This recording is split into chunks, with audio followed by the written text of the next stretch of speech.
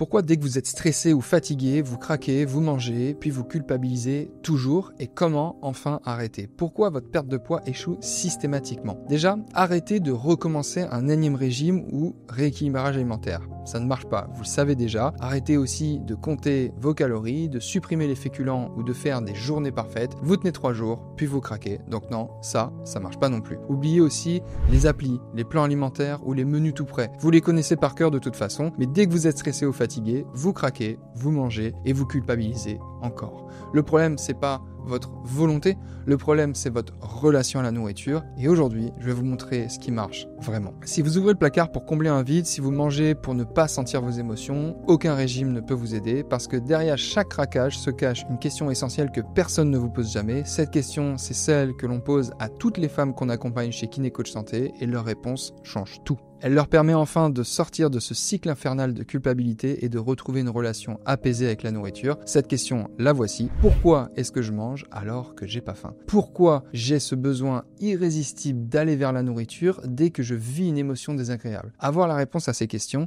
c'est pouvoir espérer perdre du poids durablement. Et si vous n'êtes pas en mesure aujourd'hui de gérer vos pulsions alimentaires, alors vous ne perdrez jamais de poids de manière durable. Il reviendra toujours. Donc dans cette vidéo, je vais vous apprendre à savoir répondre à ces questions qui sont fondamentales. Pour y répondre, on va utiliser un outil qu'on appelle le journal alimentaire émotionnel. Souvent mal compris, je vais vous expliquer pourquoi cet exercice, il est si puissant pour aider à se réconcilier avec l'alimentation. Le journal alimentaire émotionnel, ça repose sur une approche validée à de nombreuses reprises dans la littérature scientifique. Ça consiste tout simplement à noter pendant plusieurs semaines ce que vous mangez, en quelle quantité, et surtout ce que vous ressentez au moment des repas ou des fringales. Cette pratique, elle vous permet de mieux comprendre les liens entre votre humeur et vos comportements alimentaires et d'identifier les déclencheurs émotionnels qui vous poussent à manger alors que vous n'avez pas faim. Pourquoi ça marche vraiment pour débloquer une perte de poids? Contrairement aux régimes qui vous font compter les calories, le journal alimentaire émotionnel, il s'attaque à la vraie racine du problème. L'alimentation émotionnelle, ça peut se définir comme le fait de moduler la consommation alimentaire en réponse à un ressenti émotionnel et cette faim émotionnelle qui n'est pas un besoin physiologique, ça a pour but de vous réconforter ou de vous apaiser. Le journal, il va vous permettre de prendre conscience que ce mécanisme automatique il vous échappe complètement, donc à jouer sur la raison de la prise de poids. Rappelez-vous, si la faim n'est pas le problème, manger n'est pas la solution et il est tout simplement impossible d'atteindre un équilibre de poids sans équilibre émotionnel.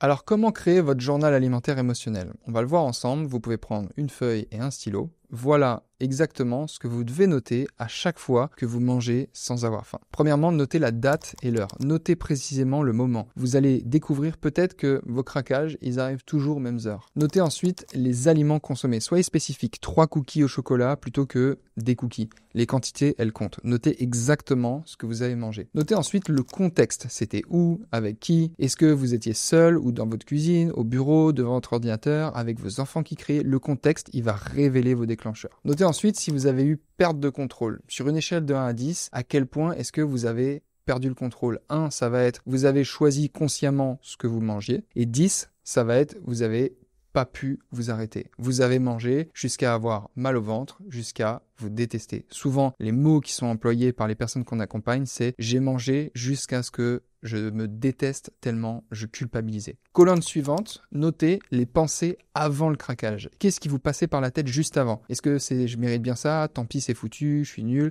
Quelles étaient les pensées?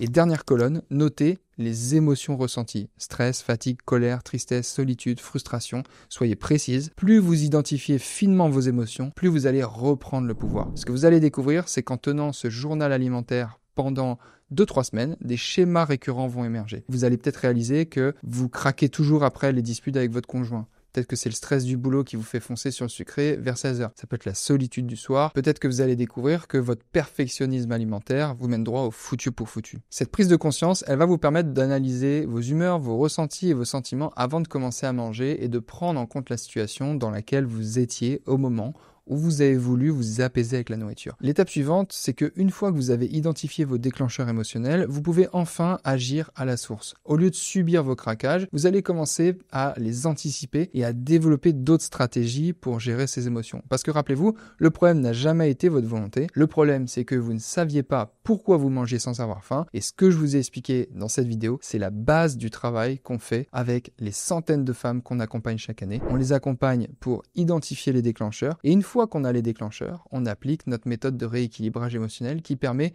de ne plus être déclenché par ces déclencheurs. Donc, plus de déclenchement, plus d'alimentation émotionnelle, et le jour où il n'y a plus d'alimentation émotionnelle, seulement à ce moment-là, la perte de poids durable, elle devient possible, mais pas avant. Si aujourd'hui vous ressentez le besoin d'être aidé par une équipe de professionnels de ces sujets et que vous voulez vous réconcilier avec l'alimentation, réservez gratuitement un bilan offert avec notre équipe en cliquant sur le lien en description de cette vidéo et vous verrez avec le ou la coach que vous allez rencontrer pourquoi vous avez ce comportement avec la nourriture et surtout comment le résoudre avec notre méthode de rééquilibrage émotionnel. Donc cliquez sur le lien sous cette vidéo pour réserver votre bilan offert et moi je vous retrouve avec le même plaisir dans une prochaine vidéo. Prenez soin de vous, c'était Charles. Ciao.